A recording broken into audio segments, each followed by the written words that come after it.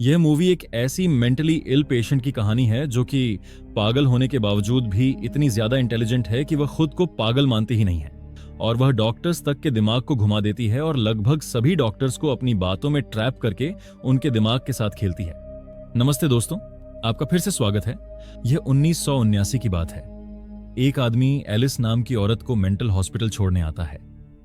अस्पताल के दरवाजे पर पहुंचकर एलिस उसे बाई कहती है और अंदर चली जाती है। एलिस स्पेनिश थी, लेकिन उसके माता पिता इंग्लिश थे। एलिस देखने में बहुत खूबसूरत और साथ ही वो बहुत ही ज्यादा इंटेलिजेंट भी थी। उसने अपने पति को 2 बार जहर देने की कोशिश की थी और उसका पति, जिसका नाम हेलियो था, वो मरते मरते बचा था। दरअसल एलिस स्किज़ोफ्रेनिया का शिकार थी। हेलियो डॉक्टर से कंसल्ट करने के बाद एलिस को पुलिस की बजाय उसे इस मेंटल हॉस्पिटल में एडमिट कर दिया। सीन शिफ्ट होता है डॉक्टर रूई प्रेस पर, जहां डॉक्टर एलिस की रिपोर्ट चेक कर रहा था। एलिस उनकी सारी बातों का अच्छे से जवाब देती है। उसे देखकर ये कोई नहीं कह सकता कि उसे कोई मानसिक बीमारी है। एलिस इस बात से साफ साफ इनकार करती है कि उसने अपने पति को मारने की कोशिश की है। वो इस बात पर दबाव डालती है कि उसे फंसाया जा रहा है और ये उसके पति की चाल है। खैर, तभी डॉक्टर को रिपोर्ट के साथ एक लेटर मिलता है जिसको डॉक्टर डेल ने भेजा था। लेटर में लिखा था कि एलिस एक बहुत ही चालाक और समझदार औरत है।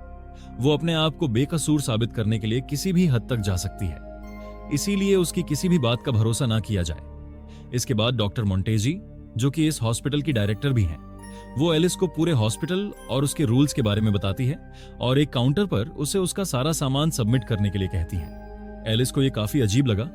वो उसे कहती है कि किताबें अंदर ले जाने में क्या प्रॉब्लम है, हॉस्पिटल के रूल काफी सख्त है। लेकिन एलिस के बार बार रिक्वेस्ट करने पर आखिर मोंटेजी उसे एक किताब ले जाने की परमिशन देती है। मोंटेजी एलिस को उसके कमरे में ले जाती है। उसके वहां से निकलने के बाद वो उस किताब को खोलती है और उसमें से कुछ कटिंग्स निकालती है। दरअसल एलिस कोई मरीज नहीं बल्कि एक प्राइवेट इन्वेस्टिगेटर है और वो इस हॉस्पिटल में एक मर्डर को इन्वेस्टिगेट करने आई है।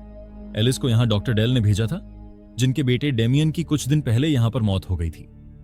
हालांकि हॉस्पिटल के स्टाफ का कहना था कि उस लड़के ने खुदकुशी की थी, लेकिन डॉक्टर डेल ये मानते थे कि उनका बेटा कभी खुदकुशी नहीं कर सकता। इसीलिए उन्होंने एलिस को इन्वेस्टिगेट करने वहां भेजा था। अब एलिस अपना इन्वेस्टिगेशन शुरू करती है। बाकी मरीजों की तरह ही रहती है ताकि किसी को शक ना हो। एलिस बाकी के मरीजों से दोस्ती बढ़ाती है और बातों ही बातों में उनके बारे में जानने लगती है। उसे बस ये जानना था कि आखिर इस अस्पताल में डेमियन के साथ हुआ क्या था। एलिस की दोस्ती इग्नासियो नाम के एक पेशेंट के साथ होती है। इग्नासियो को कुछ चीजों की छूट थी, जैसे उसे सिगरेट पीना और लाइटर रखना अलाउड था, यहां तक कि वो वाइन भी पी सकता था। एलिस इग्नासियो के साथ बहुत घुल मिल जाती है।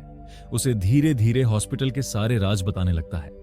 उस अस्पताल में बहुत से अजीब किरदार थे, जैसे कि वहां पर रोमुलस और रेमस नाम के 2 जुड़वा थे जो उस अस्पताल में ही पैदा हुए थे। रोमुलो पूरा दिन लोगों की नकल करता है और रेमो और उसकी बहन पूरा दिन शांत बिना कुछ बोले बैठे रहते हैं। वह लड़की उसकी अपनी बहन नहीं थी, लेकिन रोमुलस उसका पूरा ख्याल रखता था। इग्नासियो और 2 पेशेंट के बारे में कहता है जिनका नाम लुइस और एलिफेंट मैन था। लुइस एक बोना लड़का था और एलिफेंट मैन बहुत ही लंबा चौड़ा आदमी था। दोनों दोस्त थे और दोनों ही बाकी लोगों को बहुत परेशान करते थे। खासकर लुइस की गंदी नजर लड़कियों पर हमेशा रहती थी। धीरे धीरे एलिस की दोस्ती रोमुलस से भी होने लगती है। रोमुलस को एलिस से गहरा लगाव हो गया, क्योंकि वह कभी मां से नहीं मिला, इसलिए वो एलिस को ही मां कहकर बुलाता है। खैर, एक रोज एलिस जंगल में घूम रही थी कि तभी उन्हें झाड़ियों में से कुछ आवाज आती है। वह जाकर देखने की कोशिश करती हैं कि वहां पर कौन है। तभी अचानक लुइस उसके ऊपर कूद पड़ता है और उसके साथ जबरदस्ती करने लगता है। तभी रोमुलस वहां आ जाता है और वो लकड़ी से उसके सर पर वार करता है, जिससे उसकी वहीं पर मौत हो जाती है। इस हादसे के बाद सबको यही लगता है कि एलिस ने लुइस को मारा है। जब उसे होश आता है, उसकी मुलाकात डॉक्टर सैमुएल से होती है। वो डॉक्टर सैमुएल को देखकर बहुत खुश होती है, क्योंकि उसके अनुसार डॉक्टर डेल और डॉक्टर सैमुएल बहुत अच्छे दोस्त थे। वो सैमुएल को पूरी की पूरी कहानी बताती है, लेकिन सैमुएल उसे पहचानने से इनकार कर देता है। वो उससे कहता है कि वो डॉक्टर डेल को नहीं जानता और उनका डेमियन से भी कोई लेना देना नहीं है। एलिस कहती है कि वो यहाँ पर डेमियन के मर्डर की इन्वेस्टिगेशन करने आई है, जिस पर सैमुएल हंस पड़ता है और कहता है कि उसका मर्डर नहीं हुआ था, उसने सुसाइड किया था। एलिस डॉक्टर सैमुएल को कहती है कि न्यू ईयर्स ईव की रात जब वो अपने पति के साथ एक पार्टी में गई थी, उसी पार्टी में एलिस के बाद डॉक्टर डेल से होती है। क्योंकि वो डॉक्टर डेल को न्यूज़पेपर में देख चुकी थी, इसलिए उसे पहचान लेती है। वो दोनों इस केस के बारे में बात करते हैं क्योंकि वो एक प्राइवेट इन्वेस्टिगेटर थी। डॉक्टर डेल एलिस को उस केस के लिए हायर कर लेता है और कहते हैं कि उसे पता लगाना ही होगा कि आखिर उनके बेटे के साथ क्या हुआ था। उनके बेटे की मौत के 2 दिन बाद उनके पास एक खत आया था जिस पर यह लिखा था कि तुम्हारे बेटे के मौत की जिम्मेदार तुम हो, यानी कि जिस किसी ने भी डेमियन का खून किया था वो सिर्फ डेल को नुकसान पहुंचाना चाहता था। इस खत को हॉस्पिटल में से ही भेजा गया था और हैंडराइटिंग को चेक करने के बाद एलिस ने यह पता लगाया कि जिस किसी ने भी इस खत को लिखा था वो स्क्विजोफ्रेनिया का शिकार था और ये खत किसी ऐसे पेशेंट ने लिखा था जिसे अस्पताल से बाहर जाना अलाउड था। इस केस को इन्वेस्टिगेट करते हुए बहुत दिन हो गया था, लेकिन उसके हाथ कुछ नहीं लगा। अब वह डिसाइड करती है कि उसे इन्वेस्टिगेशन के लिए हॉस्पिटल के अंदर जाना होगा। वह डॉक्टर डेल के साथ मिलकर अपनी झूठी मेडिकल रिपोर्ट्स बनाती है और साथ ही वो डॉक्टर सैमुअल को वो खत भी लिखती है जो खत पहले दिन डॉक्टर मोंटेजी को दिया था। डॉक्टर सैमुअल के साथ उसकी बातें खतों के जरिए होती थी, लेकिन डॉक्टर सैमुअल फिर से एलिस को पहचानने से इनकार करता है और पूछता है आखिर एलिस ये सब क्यों कर रही है। डॉक्टर सैमुअल अब एलिस पर चिल्लाने लगते हैं और उसे कहते हैं कि वो मानसिक रूप से बीमार है, पर एलिस अपनी बातों पर पूरी तरह से अड़ी रहती है। अब बाकी के डॉक्टर्स को धीरे धीरे सैमुअल पर शक होने लगता है। अब डॉक्टर सैमुअल सबको अपनी कहानी सामने रखता है। वो कहते हैं कि एलिस मानसिक रूप से बीमार है और वो अपने पति हेलियो से छुटकारा चाहती थी, इसलिए उसने 2 बार अपने हेलियो को जहर देने की कोशिश की, पर दोनों ही बार वो बच गया। बार बार जब हेलियो की तबीयत खराब होने लगी तो उसे एलिस पर शक होने लगा। एक दिन जब वो एलिस को छुपकर देख रहा था तो वो उसे ड्रॉर में कुछ रखते हुए देखता है। उसके जाने के बाद जब वह देखता है तो उसे एक शीशी मिलती है। वह देखना चाहता था कि आखिर उसमें है क्या, तो वह एक दिन एलिस की जूस में उसे वो मिलाकर पिलाता है। थोड़ी ही देर बाद एलिस की भी वही हालत होती है जो कि हेलियो के साथ हो रहा था। उसे समझने में देर नहीं लगती कि उसे जहर दिया जा रहा है। हेलियो डॉक्टर डोनाडियो को सारी बात बताता है। वह डॉक्टर डोनाडियो ही थे जिन्होंने वह खत लिखा था जिसे हम पहले सीन में डॉक्टर रूई प्रेस के हाथ में देखते हैं, यानी कि उन्होंने ही ये कहा था कि एलिस मानसिक रूप से बीमार है। डॉक्टर सैमुअल की ये कहानी डॉक्टर मोंटेजी और डॉक्टर सीजर को सच्ची नहीं लगती। वो दोनों ही इस बात पर इंसिस्ट करते हैं कि उन लोगों को एलिस के परिवार से या तो बात करनी चाहिए या फिर पुलिस को सूचना देनी चाहिए। अभी वो लोग इस बारे में बात कर ही रहे होते हैं कि उसी वक्त इग्नासियो वहां पर आता है और वो कहता है कि उसे लुइस के बारे में कुछ पता है। इग्नासियो बताता है कि एलिस उस दिन जब जंगल में गई थी तो वो भी उसका पीछा करते हुए गया था। उसने देखा कि लुइस ने एलिस के ऊपर हमला करने की कोशिश की, लेकिन जैसे ही एलिस ने उसे धकेला उसका सर एक पत्थर से टकरा गया और उसकी वहीं पर मौत हो गई। लेकिन यहां पर इग्नासियो पूरा सच नहीं बताता कि रोमिलस ने लुइस को मारा था। खैर, इग्नासियो के इस बयान में हॉस्पिटल का भी फायदा था, क्योंकि अगर हॉस्पिटल में पुलिस आती तो उन लोगों के ऊपर भी कार्यवाही होती। इसीलिए वो इग्नासियो की बातों को ही सच मानकर एलिस को उस बात के लिए छोड़ देते हैं। डॉक्टर मोंटेजी और डॉक्टर सीजर हेलियो को कॉल करने की कोशिश करते हैं, लेकिन फोन नॉट रीचेबल आता है। तब सैमुअल कहता है कि उसे यकीन है कि उसने यहां आने से पहले ही अपने पति को जान से मार दिया है। एलिस की बातों को सिर्फ 2 लोग ही सच साबित कर सकते थे, एक उसका पति और दूसरा डॉक्टर डोनाडियो। लेकिन डॉक्टर जुरिच में एक कॉन्फ्रेंस में थे। उसके पति का फोन ना लगना और डॉक्टर डोनाडिया का कॉन्फ्रेंस में जाना, ये दोनों ही बहुत अजीब थे। खैर, एलिस अब इस बात पर जोर डालने लगती है कि उन्हें डॉक्टर डेल को यहां बुलाना चाहिए, क्योंकि उन्होंने ही उसे हायर किया था। सैमुअल अब हंसने लगता है और कहता है कि डॉक्टर डेल इसी कमरे में है। एलिस जब डॉक्टर डेल की तरफ देखती है तब वह कहती है कि यह डॉक्टर डेल नहीं है, जो मुझसे मिला था वह तो कोई और ही था। तब मोंटेजी और डॉक्टर सीजर उससे कहते हैं कि यही डेमियन के फादर डॉक्टर डेल है। सैमुअल जैसा कि उसने कहा था वह साबित कर देता है कि एलिस पागल है। अब हम देखते हैं कि एलिस को शॉक थेरेपी दिया जा रहा है। उसे पिंजरे में बंद कर दिया जाता है और उसे ऐसी जगह रखा जाता है जहां ऐसे पेशेंट थे जिनकी हालत बहुत ज्यादा खराब थी। जब डॉक्टर सीजर वहां उससे बात करने जाते हैं तो एलिस समझाने की कोशिश करती है कि यह सब उसके पति का ही किया कराया है, यानी कि न्यू ईयर पार्टी में हेलियो और डॉक्टर डेल का मिलना और न्यूज़पेपर की कटिंग्स में डॉक्टर डेल का चेहरा होना, क्योंकि हेलियो ही था जो न्यूज़पेपर्स को बदल सकता था। इस तरह एलिस पूरी बात समझ आती है। तब डॉक्टर सीजर उसकी बात से कन्विंस हो जाते हैं। वो इस बारे में मोंटेजी से बात करते हैं और कहते हैं कि उन्हें एलिस पर एक बार भरोसा करके देखना चाहिए। एलिस डॉक्टर मोंटेजी और सीजर को बताती है कि जिस इंसान ने उसे अस्पताल तक पहुंचाया उसे उसके पति ने ही हायर किया था। उसे एक ऐसे मर्डर के इन्वेस्टिगेशन के लिए हायर किया गया था जो मर्डर कभी हुआ ही नहीं। दोनों डॉक्टर को अब उसकी बातों पर भरोसा होने लगता है। अब उन्हें सैमुएल पर शक होने लगता है कि वह भी इसी साजिश में शामिल है और इसीलिए एलिस का ट्रीटमेंट बार बार कर रहा था। वो दोनों उसकी मदद करने के लिए तैयार हो जाते हैं। डॉक्टर सीजर पुलिस स्टेशन जाते हैं और दूसरी तरफ मोंटेसी और काइव्स में जाती है। वो वहां जाकर एलिस की फाइल खोलती है और देखती है कि उसमें 2 मिलियन का डोनेशन है, यानी कि हेलियो ने एलिस को अस्पताल में भर्ती करवाने के लिए 2 मिलियन का डोनेशन दिया था, जो कि डॉक्टर सैमुएल के नाम पर था। वो फाइल देख ही रही होती है कि तभी वहां पर सैमुएल आ जाते हैं और वो उसे कहते हैं कि ये बहुत ही नॉर्मल डोनेशन है जो कि उन्होंने अपनी मर्जी से दिया है और ये सारे के सारे पैसे अस्पताल के अकाउंट में ट्रांसफर करा दिए गए हैं।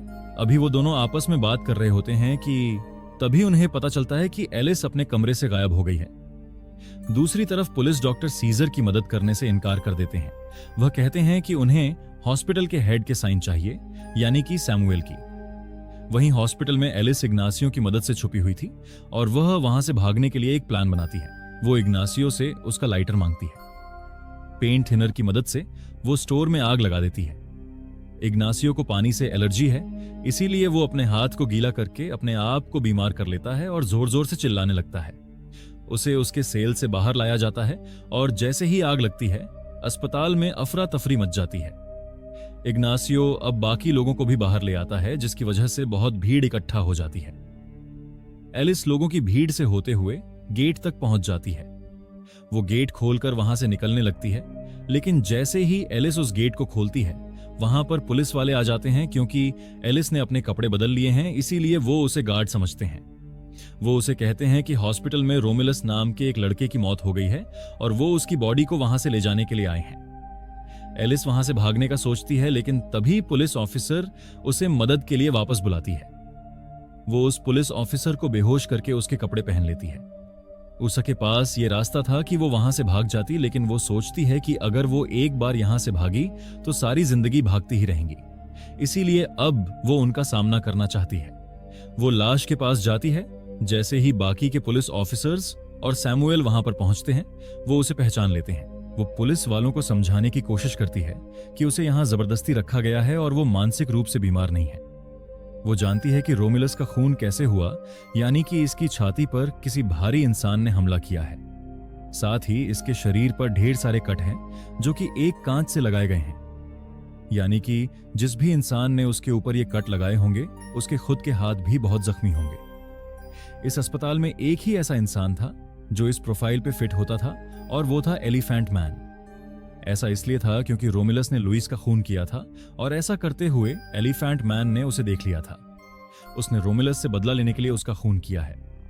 एलिस की बातों की सच्चाई जानने के लिए वो लोग एलिफेंट मैन के पास जाते हैं। वो उसके हाथ देखते हैं और उसके हाथ बुरी तरह से जख्मी थे। साथ ही पुलिस ऑफिसर्स को भी एलिस की बात पर भरोसा हो जाता है, क्योंकि कोई भी मानसिक रूप से बीमार लड़की इस तरह के केस को सॉल्व नहीं कर सकती। डॉक्टर सैमुएल सबसे यही कहते रहते हैं कि वो सबको बेवकूफ बना रहे हैं क्योंकि वो बहुत चालाक है।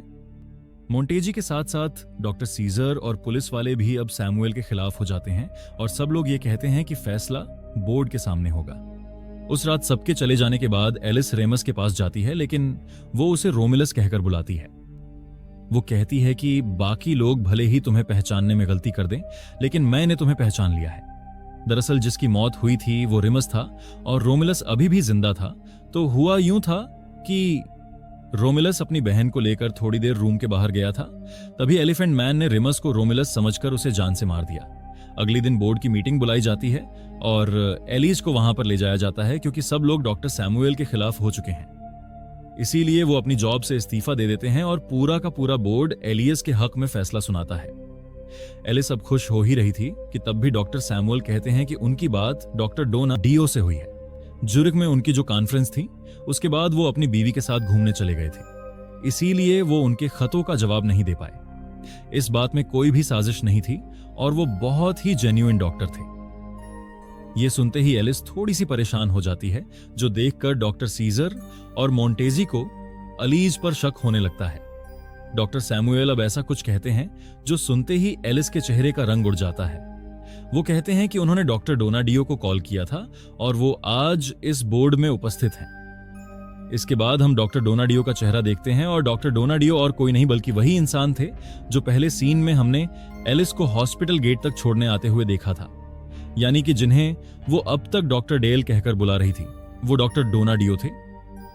वो एलिस से मिलते ही ये कहते हैं कि अब तुमने अपने आप को किस मुसीबत में फंसा लिया है, यानी कि वो उसे पहले से ही जानते हैं और एलिस सच में एक मानसिक रोगी थी जो बहुत ही चालाक थी, यानी कि उसने अपने पति को और डॉक्टर डोनाडियो को बात करते हुए सुन लिया था।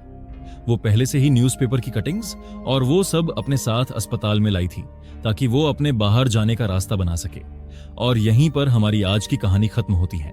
जुड़े रहने के लिए धन्यवाद। अगर आपको वीडियो अच्छी लगी हो तो लाइक, शेयर और नए हैं तो सब्सक्राइब करना ना भूलें। मिलते हैं अगली बार और एक रोमांचक कहानी के साथ।